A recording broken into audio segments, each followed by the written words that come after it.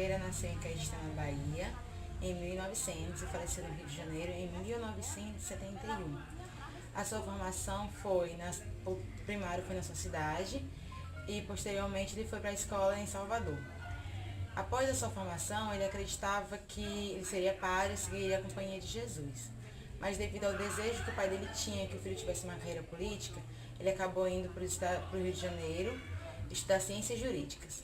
Ele se formou em 1922 e em 1924 já era inspetor-geral em seu estado, na Bahia. Por volta de 1925, ele viajou pela Europa. Dentre os países que ele passou foi Bélgica, Estados Unidos, Alemanha, com a intenção de conhecer o ensino desses países. Por volta de 1928 e 1929, ele concluiu seu mestrado na Universidade de Colômbia, nos Estados Unidos, o mestrado dele baseado em ensino, na educação. Após isso, ele retornou ao Brasil, onde ele assumiu a pasta da educação no Rio de Janeiro. Ao assumir essa parte da educação, ele criou a rede pública do Rio de Janeiro, a educação de rede pública que até então não existia.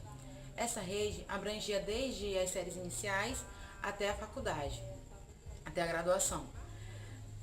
Perseguido pela ditadura militar, após ter tido esse grande projeto que abrangia as massas, ele voltou para a Bahia por volta de 1947 e foi quando ele, em Salvador, ele criou a Escola Parque, que foi mais um ato revolucionário dele, que ele criou a escola de ensino de tempo integral da rede pública, que até então não existia e foi um feito para a sua época.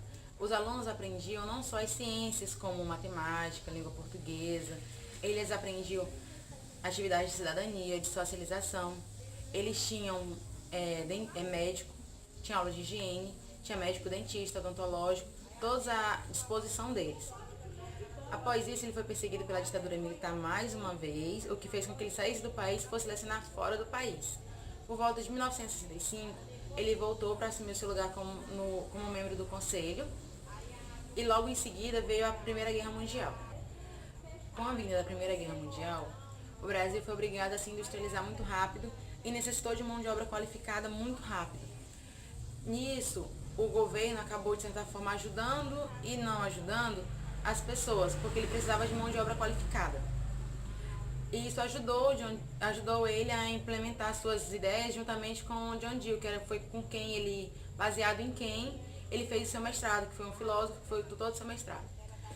Daí surgiu a Escola Nova.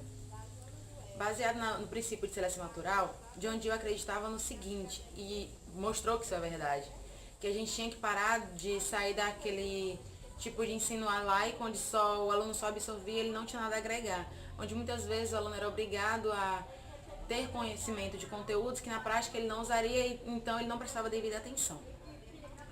A Escola Nova prega da seguinte maneira: ela usa o empirismo, a teoria do conhecimento, que todo conhecimento adquirido em sala de aula tem que ter uma correlação com o meio ambiente. Ele tem que poder ser usado, ser aplicado de alguma forma. Por isso que ele acreditava que todo mundo aprendia com todo mundo, que o ensino a pedagogia e a filosofia tinham que ser separadas, porque até então eles não davam valores para outras ciências. Inclusive, com isso, ele acabou, de certa forma, peitando a Igreja Católica, porque ela não aceitava, ela não queria, ela queria pessoas leigas, literalmente, que só obedecessem a tudo aquilo que ela falava, ela queria não queria seres pensantes. E é o que acontece até hoje na nossa educação. Ele acreditava, assim como John Dewey, que foi o seu mentor, ele acreditava que a educação não era um privilégio, era uma obrigação do Estado. Ele acreditava que, independente de cor, de raça, de condição social, financeira, religião, todos tínhamos a agregar, todos tínhamos direito à educação. E ele também ajudou a criação da LDB em 1961. Ele ajudou o Darcy Marinho a fundar a Universidade de Brasília. Ele faleceu em 1971, mas não de forma natural. Ele faleceu devido a...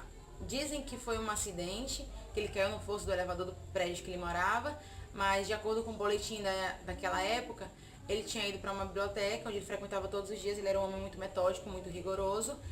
E depois de um dia, a família deu parte dele, e um dia depois que ele estava sumido, disseram que ele esteve no comando da aeronáutica, preso. Mas a aeronáutica alegou que ele passou só um dia lá e foi liberado. 3 dias após ele estar desaparecido, ele foi encontrado no fosso do prédio, do elevador do prédio que ele morava, com as costas apoiadas na quina, com os joelhos levantados como se estivesse com a cabeça baixada, com o crânio quebrado, a clavícula quebrada. E o mais incrível, como é que uma pessoa caiu do terceiro andar e os óculos naquela época eram de vidro, eles se quebrariam. Os óculos dele estavam intactos e tinha uma portinhola que ligava ao restante do prédio e mais posteriormente uma saída do prédio, que estava cheia de respingos de sangue. Mas devido naquela época à pressão militar, o tenentismo, o militarismo ser muito forte, o caso foi arquivado e nunca foi levado adiante. O Anísio Espíndola Teixeira, ele acreditava que nós deveríamos ser seres pensantes, seres ativos. Ele acreditava e pregava e lutava por isso, que nós só teríamos um país melhor quando nós tivéssemos pessoas democráticas, que acreditassem na democracia, seres pensantes. É tanto que ele dizia que nós só teríamos um Brasil melhor quando nós tivéssemos uma escola melhor. Ele acreditava que a casa disso tudo era a escola, que quem traria essas pessoas, esses seres para a sociedade, seriam as escolas. Por isso que ele lutou tanto, que ele brigou tanto pela nossa rede pública. O que é muito triste, que até hoje, de certa forma, ainda existe o que ele brigou tanto, que ele lutou tanto.